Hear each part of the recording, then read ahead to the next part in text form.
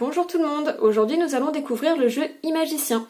C'est un jeu de rapidité et d'observation qui se joue à partir de 7 ans. Tous les enfants vont pouvoir prendre, et les adultes également, un plateau. Il est recto verso, couleur ici, noir et blanc de ce côté-là. Commencez toujours par la couleur parce que c'est déjà assez difficile comme ça. Le but du jeu va être pour les enfants de relier entre eux les ingrédients en fonction de la carte qui est demandée. Ils vont devoir relier ces ingrédients et deviner le plus rapidement possible ce qu'ils sont en train de dessiner. Le jeu est fourni avec un petit tuto, donc je vais vous montrer un peu comment ça fonctionne. Vous avez le niveau 1, le niveau 2 et le niveau 3. Ça vous permet en fait de découvrir en douceur le jeu et d'entrer dedans progressivement. Alors je vais vous montrer un exemple. Hop, vous voyez cette carte-là. Les ingrédients sont reliés les uns aux autres par des traits blancs. Ça veut dire que vous allez devoir tracer des traits droits cette fois-ci entre chacun des ingrédients. Alors, si je prends celui-là, je dois aller, hop, du champignon à ça, hop, de ça à la noisette, de la noisette ici, de lui à lui, il est là, de lui à lui, il est là, à celui-là qui est là, je trace des traits, bon, à peu près droits, hein, hop, là,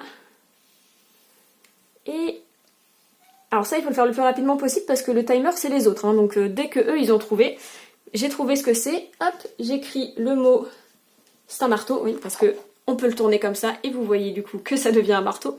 Dès que j'ai écrit ce que je pense que c'est, alors attention, on n'est pas obligé d'aller au bout du dessin, si j'avais deviné que c'était un marteau avant de le finir, j'écris marteau, je retourne le sablier, et il ne restera plus que quelques secondes aux autres joueurs pour tenter de finir le dessin ou à défaut de deviner ce qu'ils sont en train de dessiner.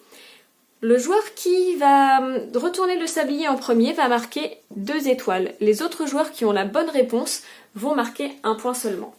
Théoriquement, on joue les manches en 8 cartes, mais vous pouvez bien sûr faire plus ou moins, là c'est vous qui choisissez le nombre de cartes que vous souhaitez faire.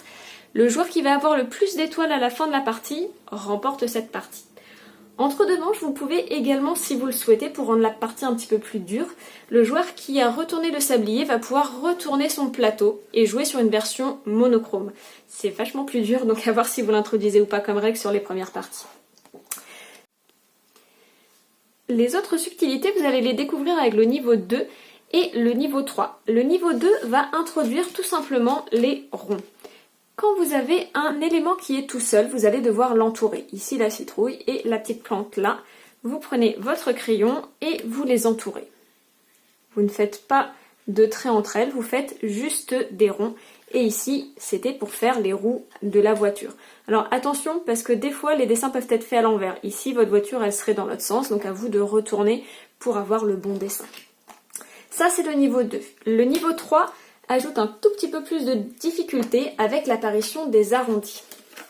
Alors je ne sais pas si vous le voyez bien ici, voilà. Sur l'œil et ici sur la petite plante, vous avez une sorte d'étoile filante. Ça veut dire que vous allez devoir passer de la grenouille au serpent en passant par l'œil mais en faisant un arrondi. Donc cette fois-ci, vous ne faites pas comme tout à l'heure, vous n'allez pas me faire des traits droits. On ne fait pas comme ça et comme ça. On fait bien un arrondi. On va du serpent à la grenouille en passant par l'œil en faisant un bel arrondi. Ça nous permet d'obtenir des formes comme ici, un œil par exemple. La difficulté est quand même progressive parce que vous avez dans chaque niveau plusieurs cartes qui vont vous permettre de découvrir le jeu très progressivement avant de vous lancer sur les 96 cartes que contient le jeu. Elles sont recto verso. Donc vous avez quand même de quoi jouer pas mal d'heures avec ce jeu-là. Merci de m'avoir suivi, j'espère que les explications auront été claires et n'hésitez pas comme d'habitude si vous avez des questions à me les poser.